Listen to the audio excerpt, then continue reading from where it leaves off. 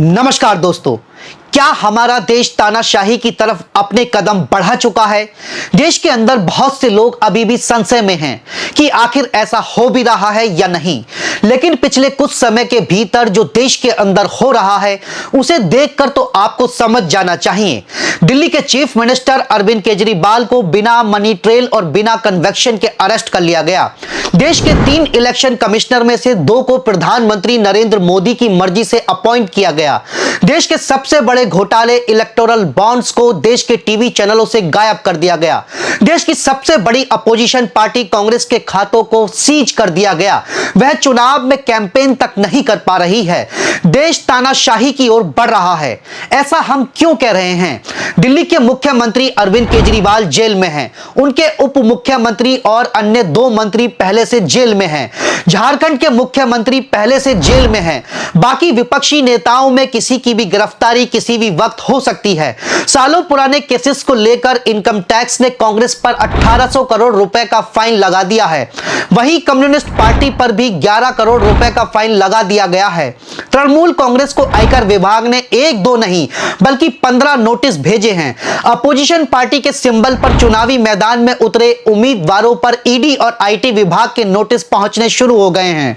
हालांकि कांग्रेस ने यहां तक आरोप लगाया है कि उनके द्वारा दिए जा रहे पेड विज्ञापनों को भी भारतीय अखबारों ने छापने से ही मना कर दिया। एक ये ऐड था, एक ये विज्ञापन था जिसमें हम 8,252 करोड़ का चंदा जो भारतीय जनता पार्टी को मिला है उसको पेपर में छपवाना चाहते थे। इसको छपवाने के लिए हमने नीचे अपना नाम भी दिया, सारा ब्यौरा दिया कि चंदा दो धंधा लो चल रहा था। इस विज्ञापन को छापने से मुख्य जो अखबार थे उन्होंने मना कर दिया। आखिर देश में हो क्या रहा है? क्या इसी तरीके से 2024 का आम चुनाव लड़ा जाएगा?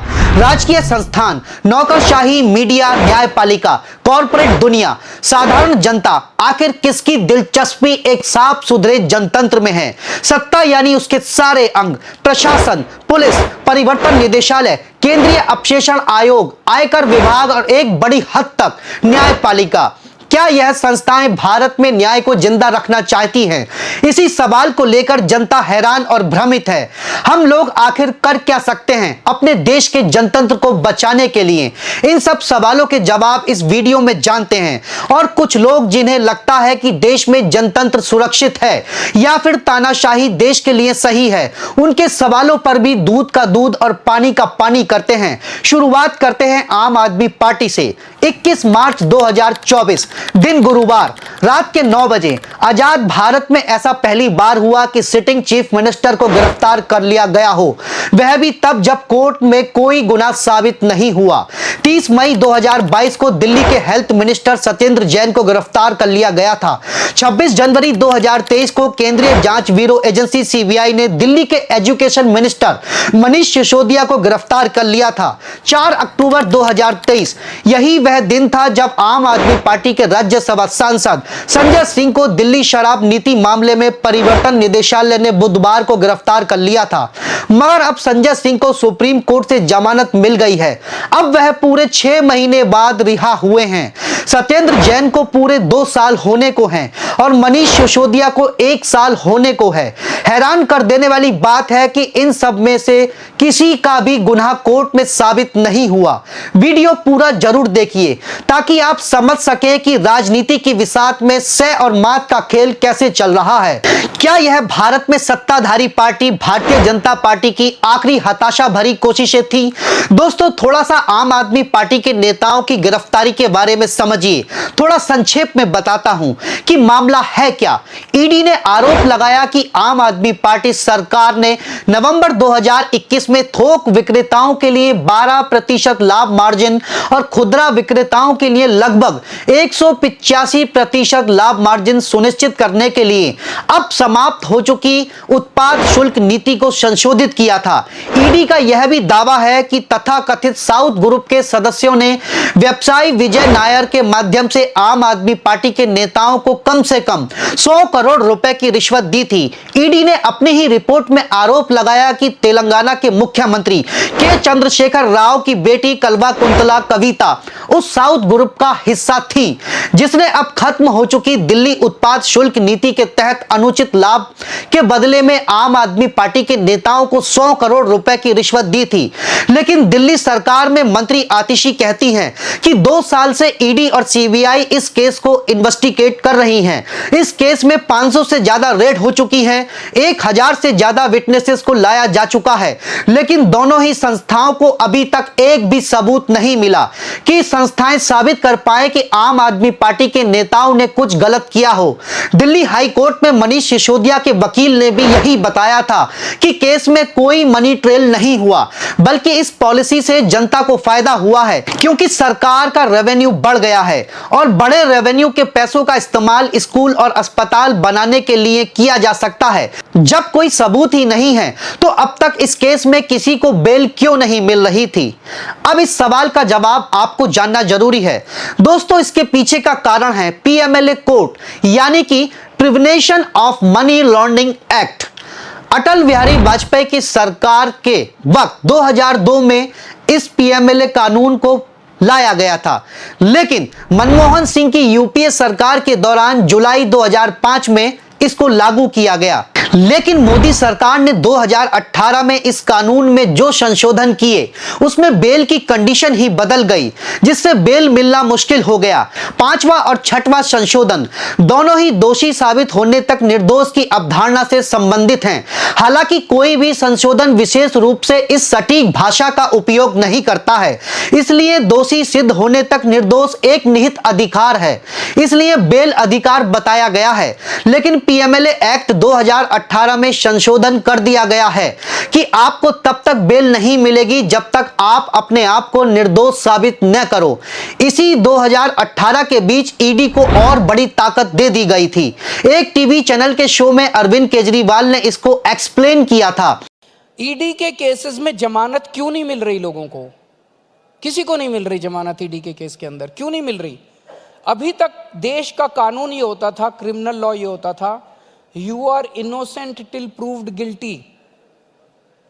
अगर आपके ऊपर कोई आरोप लगा, आपके ऊपर कोई एफआईआर हुई, आपको गिरफ्तार करते थे, आपसे पूछताछ करते थे और पूछताछ के बाद 10-15 दिन के बाद आपको बेल मिल जाती थी, आप घर आ जाते थे, फिर आपके ऊपर मुकदमा चलता था। मुकदमे में अगर आप दोषी पाए जाते थे तब आपको सजा होती थी और आप जेल जाते थे। अब ये पूरा कानून इन्होंने ईडी में पलट दिया। अब इसमें हो गया you are guilty till proved innocent.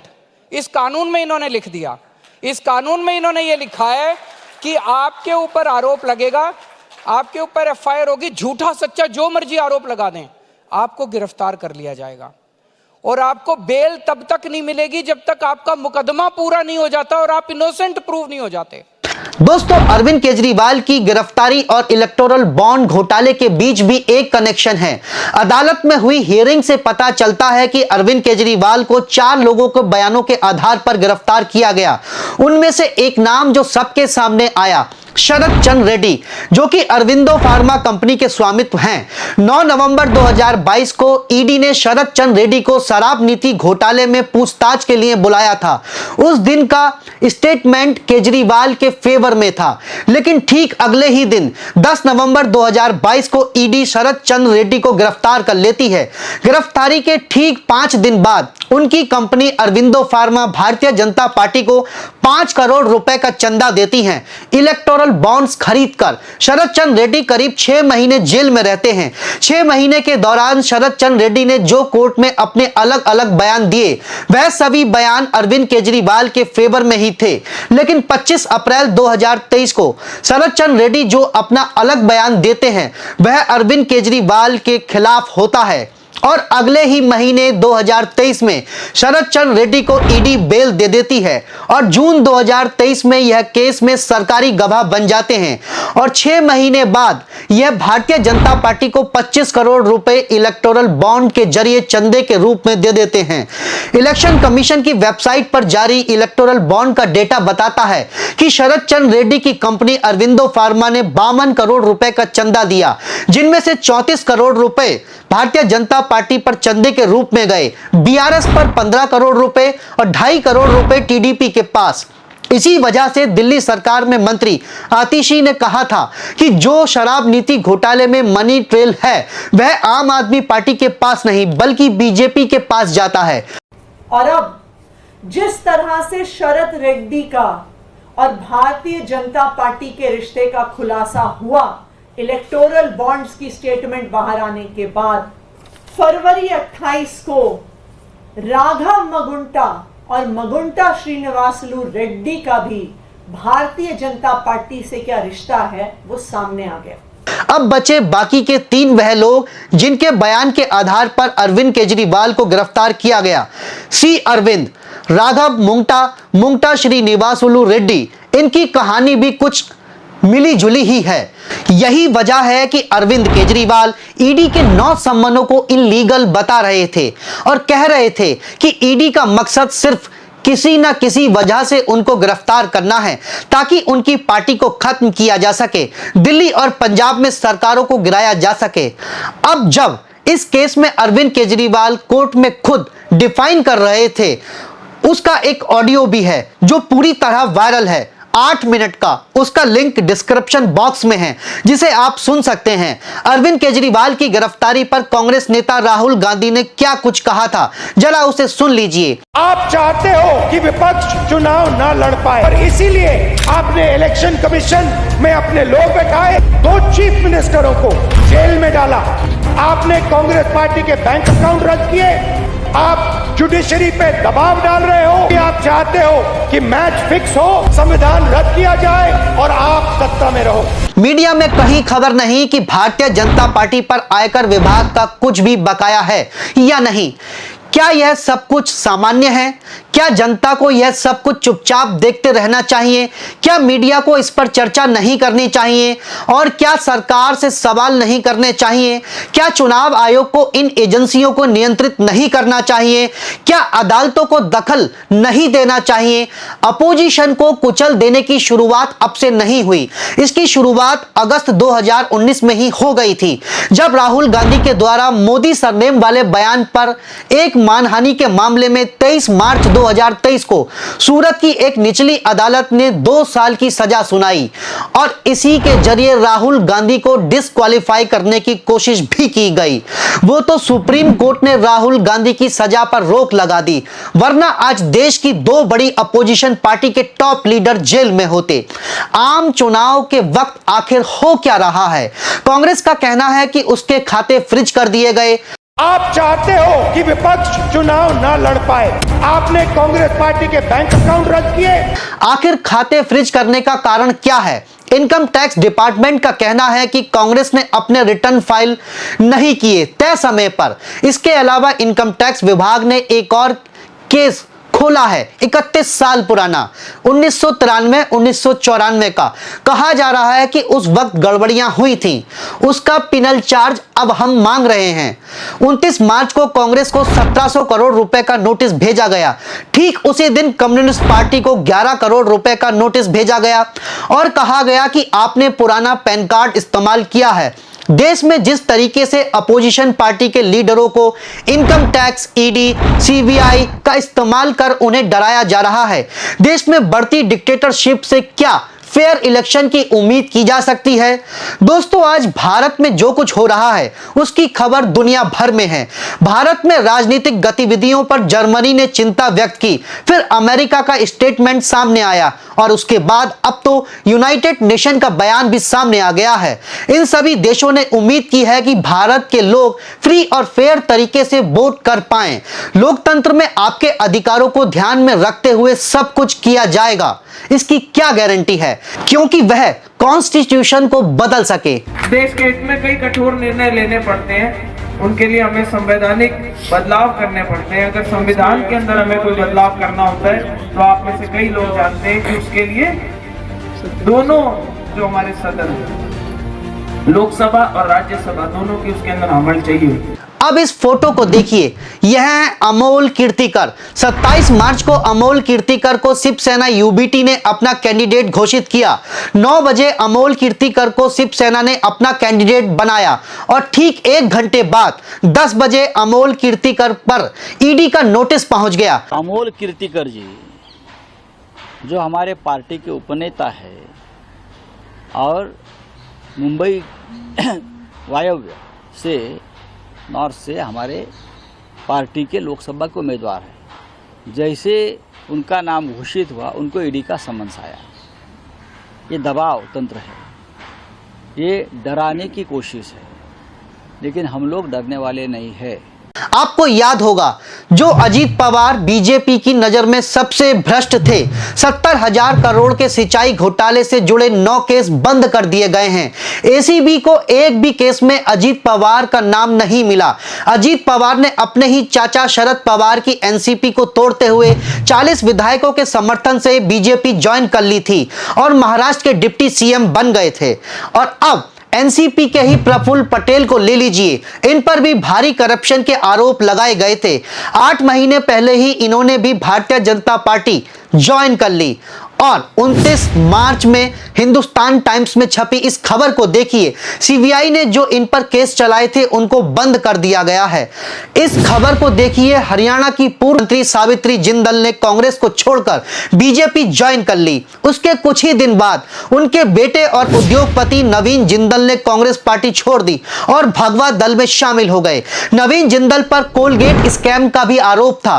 25 मार्च को इन्हें भारतीय जनता पार्टी से टिकट मिल गया। भारत में चुनाव फेयर कराने के लिए सबसे बड़ी जिम्मेदारी इलेक्शन कमीशन की है, मगर वहां तो कुछ और ही चल रहा है। 9 मार्च 2024 को इलेक्शन कमिश्नर अरुण गोयल ने अपनी पोस्ट से इस्तीफा दे दिया। इस पर इलेक्शन कमिश्नर राजीव कुमार का कहना था कि अरुण गोयल ने स्वास्थ्य खराब रहने के कारण इस्तीफा दिया, लेकिन द हिंदू में 26 नवंबर की रिपोर्ट को देखिए। इसमें कहा गया है कि अरुण गोयल के आसपास के लोग बताते हैं कि अरुण गोयल का स्वास्थ्य बिल्कुल ठीक था। इसके पीछे की असल वजह यह भी बताई जाती है कि इलेक्शन कमिश्नर राजीव कुमार और अरुण गोयल के बीच बहुत कुछ नाइत्तेफाकियां थी। देश में 3 इलेक्शन कमिश्नर में से 1 पोस्ट खाली पड़ी हुई थी। अब अरुण गोयल के इस्तीफा दे देने के बाद 2 पोस्ट खाली हो गई।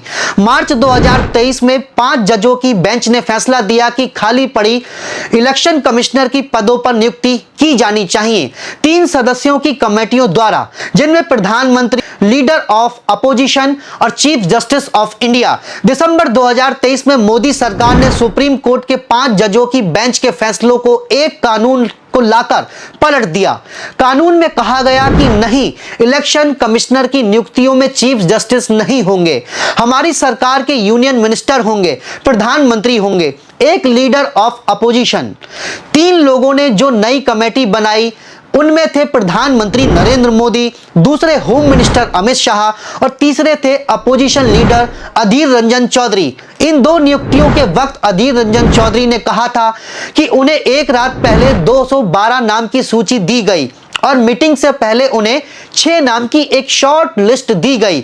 उन्हें समय ही नहीं दिया गया कि वह इन 6 नाम को वाच सकें, उनका बैकग्राउंड क्या है, क्या वह इस पद के लिए कितना रिजर्व करते हैं। प्रधानमंत्री नरेंद्र मोदी और अमित शाह ने इन 2 इलेक्शन कमिश्नर को अपनी मर्जी से अपॉइंट कर दिया। सुप्रीम कोर्ट ने इस पर चिंता जरूर व्यक्त की कि यह गलत है, सही तरीके से डिटेल्स नहीं दिखाई गई, मगर कोर्ट ने कोई एक्शन नहीं लिया। कोर्ट ने कहा कि अगर हम इन 2 अपॉइंटमेंट को रोक देते हैं तो बहुत केओस हो जाएगा। अभी 2 नई नियुक्तियों पर कौन 2 नए इलेक्शन कमिश्नर हैं? पहले इलेक्शन कमिश्नर हैं ज्ञानेश कुमार। ज्ञानेश कुमार एक रिटायर्ड आईएएस ऑफिसर हैं।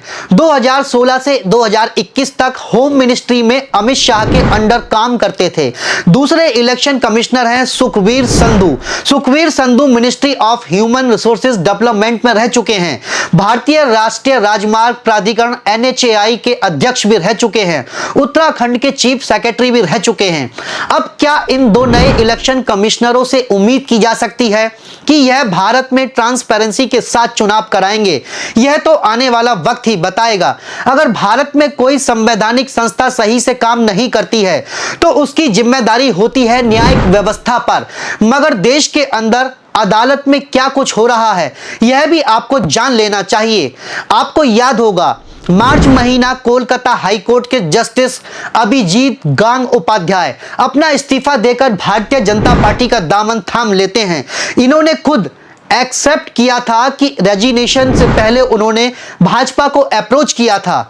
अपने हालिया एक इंटरव्यू में इन्होंने कहा है कि गांधी और गोडसे में चुनने में उन्हें बहुत दिक्कत होती है।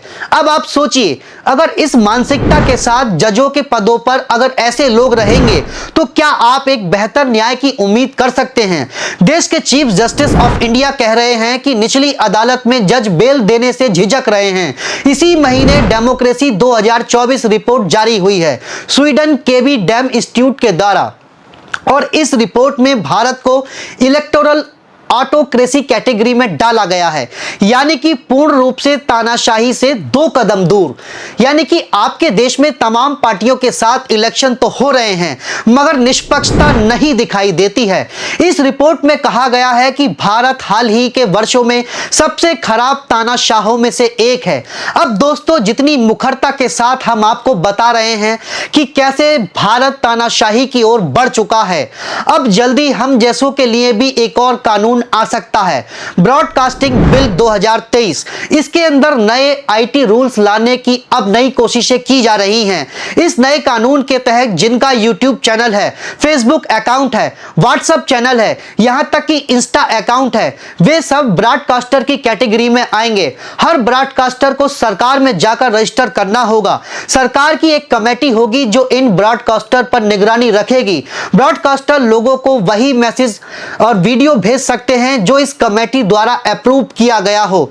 इस कानून के तहत सरकार के पास यह ताकत भी होगी कि वह किसी भी यूट्यूबर को बिना नोटिस दिए उसके इक्विपमेंट को सीज कर ले। अब आप समझ लीजिए, देश में जो मीडिया गोदी मीडिया हो गया है, सोशल मीडिया पर भी लोगों की आवाज दबाने की कोशिश की जा रही है। आप खुश मत होइए कि आप तो सरकार के सपोर्टर हैं, आप पर इसका कोई फर्क नहीं पड़ने वाला है। एक वक्त में लद्दाख में सोनम वांगचुक भी सरकार के सपोर्टर थे, मगर जब लद्दाख के हक की बात आई और सोनम वांगचुक 21 दिन की भूख हड़ताल पर बैठे, मोदी सरकार के कानों तक उनकी आवाज नहीं पहुंची। एक वक्त में किसान भी सरकार के ही समर्थक थे, लेकिन उन्हीं किसानों को अपने हक की आवाज के लिए प्रदर्शन तक नहीं करने दिया गया। देश का मीडिया उन्हें देश विरोधी बताने लगा। तब शायद उन किसानों को भी एहसास हुआ कि तानाशाही का मतलब क्या होता है। इंदिरा गांधी को सबसे निरंकुश शासक बताया जाता है। उन्होंने भी खुद आपातकाल खत्म करके सारे विपक्षी नेताओं को रिहा किया था। आज विपक्ष या तो जेल में है, या एजेंसियों के दफ्तरों में हाजिरी दे रहा है, या अदालतों के चक्कर लगा रहा है। उसके सारे साधन छीन लिए गए हैं। यह सब करके मीडिया के जरिए जनता को बतलाया जा रहा है कि विपक्ष भाजपा के मुकाबले में नहीं है। प्रधानमंत्री की अपार लोकप्रियता और शोर खड़ा किया जा रहा है। इंदिरा गांधी की इमरजेंसी के वक्त देश में बड़ी तादाद में लोगों ने इसका विरोध किया था। नतीजा, इंदिरा गांधी इलेक्शन हार गई थी। क्या देश की जनता को इस अघोषित इमरजेंसी के खिलाफ आवाज उठाने की जरूरत नहीं है? अगर आप आवाज नहीं उठा रहे हैं तो जनतंत्र के इस कत्ल में भाजपा को आप ही हथियार मुहैया करा रहे हैं। अब सोचना आपको है। नमस्कार।